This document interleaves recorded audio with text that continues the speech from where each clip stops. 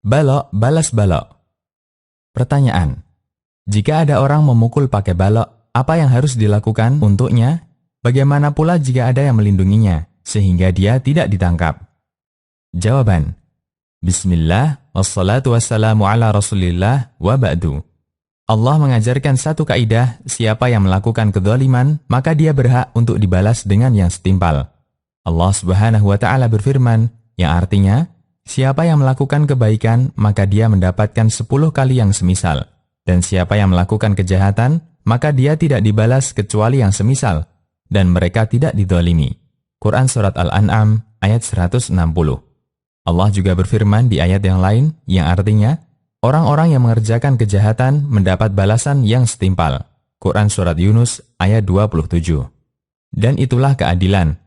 Siapa yang bertindak jahat, dia dibalas yang setimpal. Karenanya, prinsip qisas yang diajarkan dalam Islam bahwa balasan disamakan dengan bentuk kejahatan. Allah Subhanahu wa Ta'ala berfirman, yang artinya, kami telah tetapkan terhadap mereka di dalamnya, bahwasanya jiwa dibalas dengan jiwa, mata dengan mata, hidung dengan hidung, telinga dengan telinga, gigi dengan gigi, dan luka-luka pun ada qisasnya. Quran Surat Al-Ma'idah, ayat 45. Balok balas balok. Jika ada orang yang memukul dengan balok, maka dia berhak untuk mendapatkan hukuman yang sama, yaitu dipukul dengan balok pula. Jika sampai patah tulang, dia juga harus dipukul hingga patah tulang. Anas bin Malik radhiyallahu anhu bercerita, ada seorang wanita terkapar karena kepalanya dipukul dengan 2 batu dari samping kanan kirinya. Para sahabat pun bertanya kepadanya, siapa yang melakukan ini kepadamu? Apakah si A, si B? Hingga mereka menyebut nama seorang Yahudi. Lalu wanita itu mengangguk.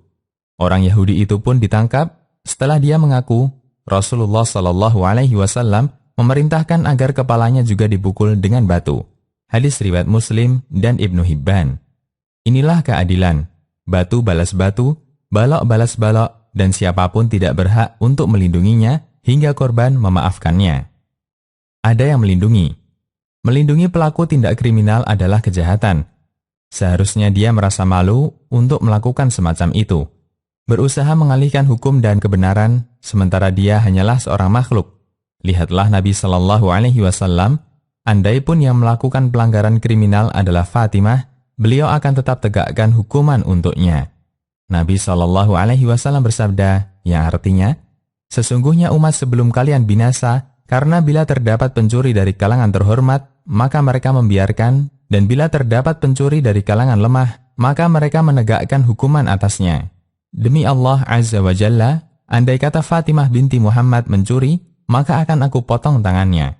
Hadis riwayat Bukhari, Muslim, dan yang lainnya. Karena itulah Allah melaknat manusia yang melindungi pelaku kejahatan.